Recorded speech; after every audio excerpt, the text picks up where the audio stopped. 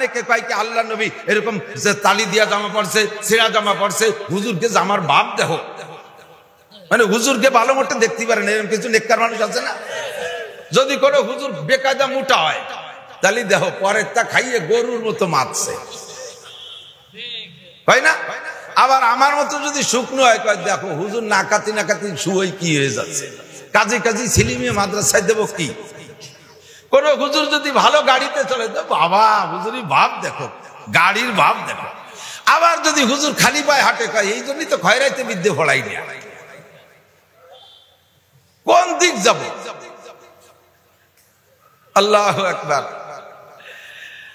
আল্লাহ নফস মানুষের, চরিত্র মানুষের এরকম দ্বিমুখী। কি বলতে চাইছি? আল্লাহ নবী তালিওয়ালা জামা পরতেন। আরে তালি হযরত ওমর রাদিয়াল্লাহু আনহু পছন্দ করতেন। আল্লাহ নবী যে পোশাক পরতেন, মুহাদ্দিসিন উলামায়ে কিরাম সাক্ষী, মিথ্যে কথা কই ঢাকাতে শরীদার কায়দা নেই। আমি গ্রামে মৌলবী, আমার ভাষাও গ্রামে ভাষা। এত বড় বড় হুজুরকে মধ্যে মিথ্যে কথা কই সেরে যেতে পারবো না। আল্লাহর নবী নিজে 18টা উট বিক্রি করে একটা শেরওয়ানি সেট বানাইছেন।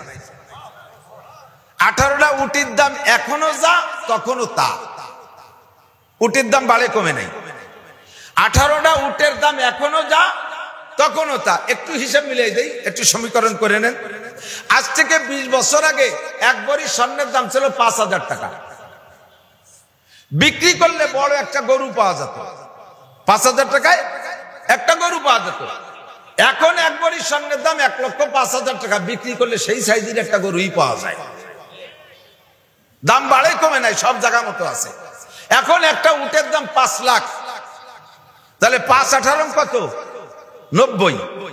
5-18 90 লক্ষ টাকা দিয়ে আমার নবী শেরওয়ানি বানাইছেন, যাইয়াকাতুল কুম্মাইন।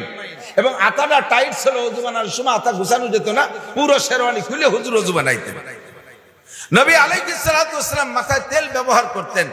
তেল এত বেশি ব্যবহার করতেন যে একখান পাগড়ি বাঁধলে ভিজে যেত, উপরে আরেকখান পাগড়ি বাঁধতেন, উপরে আরেকখান পাগড়ি বাঁধতেন, তাও উপরের পাগড়িটা ভিজে যেত। অভাব যখন ছিল তখন অভাবের মধ্যে কাটাইছে। খয়বারের যুদ্ধের পর যখন সচ্ছলতা আসছে তখন নবী পাক সাল্লাল্লাহু আলাইহি ওয়াসাল্লাম জাগতিক উপকরণ ব্যবহার করতে কৃপণতা করেন নাই। হুজুর যখন 18টা উট বিক্রি কইরা, হুজুর 18টা উট বিক্রি করে শেরওয়ানি বানাইছে, এই খবর যখন পাইছে নাজ্জাশী কয় তাহলে তো নবী দামি কাপড় পরেন। উনি 30টা উট বিক্রি করে টাকা দিয়ে একটা শেরওয়ানি সেট বানায় পাঠাইছে হুজুরের জন্য। 30টা উট 5-3-150 কোটি টাকা দাম। বর্তমানে বাংলাদেশে 1.5 কোটি টাকার কি কাপড় আছে আমি জানি, আমার জানা নেই। কাজেই সিরা ভর্তি হবে, ফুটো ভর্তি হবে, এটা আমার নবীর স্বভাব না। ভালো পোশাক পরবেন, সুন্নাত। হযরত উসমান রাদিয়াল্লাহু তাআলা খানা খাইতে বসতেন 20 প্রকারের তরকারি নিয়ে, 20 প্রকারের অত্যাধুনিক তরকারি। সাহাবা একজন জিজ্ঞেস করছে, খলিফাতুল মুসলিমিন আবু বকর কম খাইছে, ওমর কম খাইছে, আপনি এত খান কে? তো উনি বলেন যে বেটা, দুনিয়ায় যত মানুষের জন্য, যত মখলুকের জন্য যত খাদ্য বরাদ্দ হয়, খাদ্য আসে আসমান থেকে। জোরে বলেন কোথা থেকে? আল্লাহ কোরআনে কারীমের মধ্যে বলেন, অফিস সামাই রিজকুকুম ওয়া মা তুআদুন।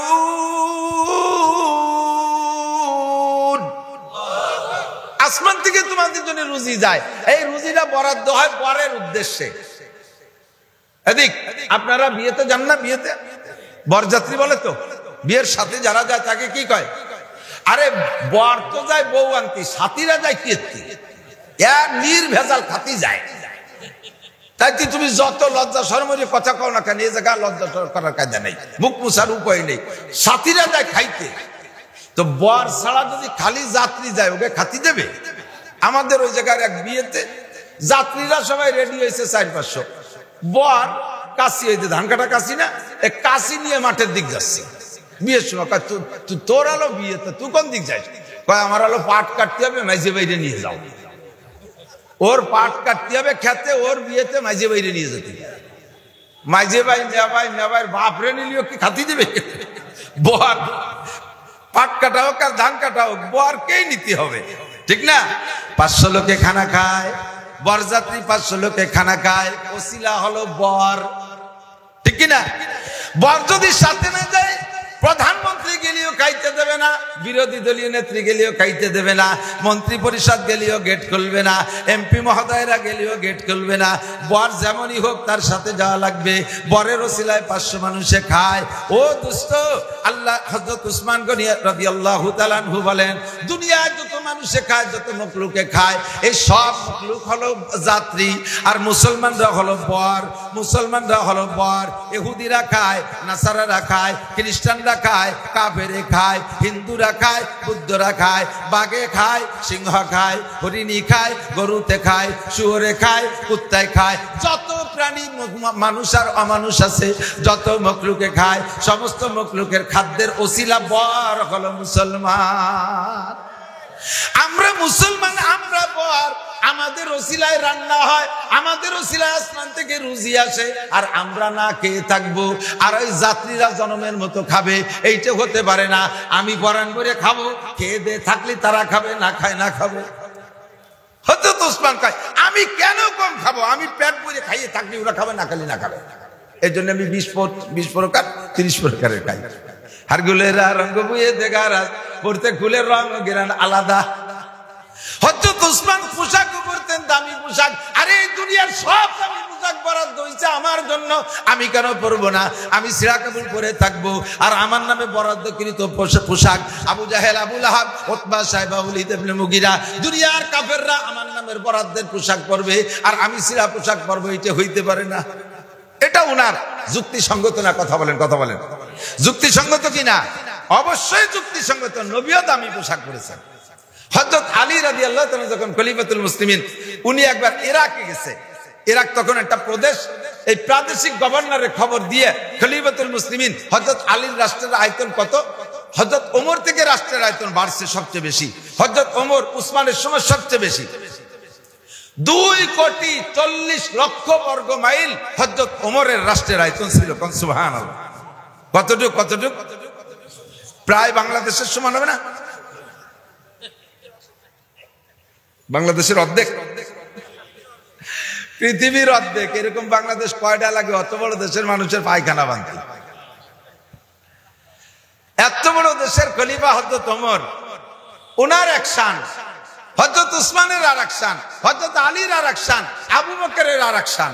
প্রত্যেকের শানেরই প্রশংসা আছে। কতক্ষণ ঠিক না? আল্লাহু আকবার। হযরত আলী যখন প্রেসিডেন্ট, প্রাদেশিক গভর্নরের খবর দিয়ে ইরাকে গেছে। তো ইরাকের গভর্নর খলিফাতুল মুসলিমিন যখন আসতেছে, সে তো সেভাবেই রেডি হয়েছে, প্রস্তুতি নিয়েছে। পরিদর্শনের পরে, অফিস আদালত দেখার পরে দুপুরে খানা খাবে। তো খানার আগে বারবার জিজ্ঞেস করছে খলিফাতুল মুসলিমিন, মা তাশতাহি, আপনার কি মনে চায়, কি খাবেন, কি খাবেন বলেন। ইরাক অনেক আগের থেকে খুব আদর্শ দেশ, আদর্শ সামাজিক দেশ। ইরাক অনেক আগের থেকে, সে জায়গার সভ্যতা সবচাইতে আগে শুরু হয়েছে। মানুষের খানা দানা সবকিছু অত্যাধুনিক। তো বলছেন যে এখানে তো সবকিছুই ভালো পাওয়া যায়, আপনি কি চয়েস করেন? উনি বললেন যে আমি খানা তোমার এখান থেকে তৈরি করা লাগবে না, আমি খানার সাথেই নিয়ে আসছি, বরঞ্চ তুমি আমার সাথে খাবা। তো গভর্নর খানা রেডি করেন নাই। দুপুরে যখন খানা খাওয়ার সময় হয়েছে, তখন উনি তো গভর্নর মনে মনে ভাবছে যে আজকে প্রেসিডেন্টের সাথে খাবো, আরো নিয়ে আসছে মদিনার থেকে, কত প্রকার যেন কি হবে তা আল্লাহই জানে। খাস রুমের ভিতরে খাইতে যখন ঢুকছে, তখন খলিফাতুল মুসলিমিন ওমর আলী বলতেছেন, আমার খাদেম আছে সাথে একজন। হযরত আলীর খাদেম কয়জন? একজন, অনলি একজন। সামনে 10 গাড়ি, পিছনে 10 গাড়ি, মাঝখানে কালা কালা 3 গাড়ি, আবার সাইরেন বাজানোর 2 গাড়ি, এরকম না, কিন্তু একেবারে ফর্দে ওয়াহিদ, একা। আর সাথে একজন খাদেম নেছে যে রাস্তাঘাটে যদি মরিয়ে যাই তাহলে বাড়ি খবর পাঠাতে তো একটা লোক লাগবে, এই জন্য একজন সাথে রাখছে। সফর সঙ্গী একজন সাথে রাখা সুন্নাত। হযরত মুসা আলাইহিস সালামের সাথে খিজির আলাইহিস সালাম, নবী আলাইহিস সালাম মদিনায় তায়েফে গেছেন, তখন সাদ ইবনে আবি ওয়াক্কাস। নবী আলাইহিস সালাম মক্কা থেকে মদিনায় গেছে, তখন আবু বকর রাদিয়াল্লাহু তাআলা আনহু। এরকম করে একজন সাথে রাখা সুন্নাত। তো হযরত আলী একজন নিয়ে গেছে, খাদেমরে বলছে, যাও যে রুম আমাদের জন্য বরাদ্দ করছে, ওই রুমের ভিতরে যে দস্তরখান রেডি করো, খানা দানা রেডি করো। তো ওখানে যাইয়া খাদেম খানা রেডি করছে। তাই 3টে প্লেট নেছে। 3টে প্লেটের ভিতরে পানি দিয়ে, আধা প্লেট পরিমাণ পানি দিয়ে, ব্যাগের থেকে 3 দুগুনি 6 খান শুকনো রুটি ওর মধ্যে ভিজাইছে, আর 4 সাইডে করে নরম খেজুর ওই পানির মধ্যে ভিজাইছে, যাতে খেজুর গুলাইয়া পানিটা মিঠে মিঠে হয়, আর তাই দিয়ে রুটি খাইতে পারে। আল্লাহ এই 3 প্লেটে ভিজানোর পরে হযরত আলী রাদিয়াল্লাহু আনহু গভর্নরের নিয়ে ভিতরে ঢুকছে, চলো যাই খানা খেয়ে আসি। যাইয়ে দেখে খানার ওই অবস্থা। গভর্নর ভয়তে স্টক করার কায়দা।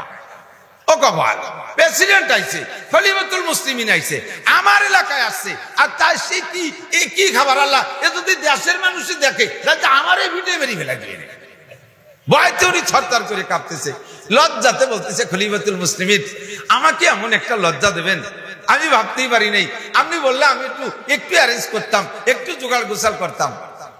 হযরত আলী রাদিয়াল্লাহু তাআলা আনহু বলছেন, তুমি তো মাত্র প্রাদেশিক গভর্নর, আর আমি এত বড় দেশের প্রেসিডেন্ট। তুমি প্রাদেশিক গভর্নর হইয়া 50 আইটেম যদি তৈরি করতে পারো, আমি প্রেসিডেন্ট হয়ে কি সাথে আমি 100 আইটেম নিয়ে আসতে পারি না? তা আনেন নাই কেন? আমি তো মনে হচ্ছে আপনার সাথে আজকে মদিনার দামি খানা খাবো। কয় যে, আরে গভর্নর, আমার এই যে রুটি, এটা তোমার রাস্তা ইরাকের কোন দোকানের রুটি না, এটা ইরানের কোন রুটি না, এটা কাতার কুয়েতের কোন রুটি না, এটা মদিনার আটার রুটি।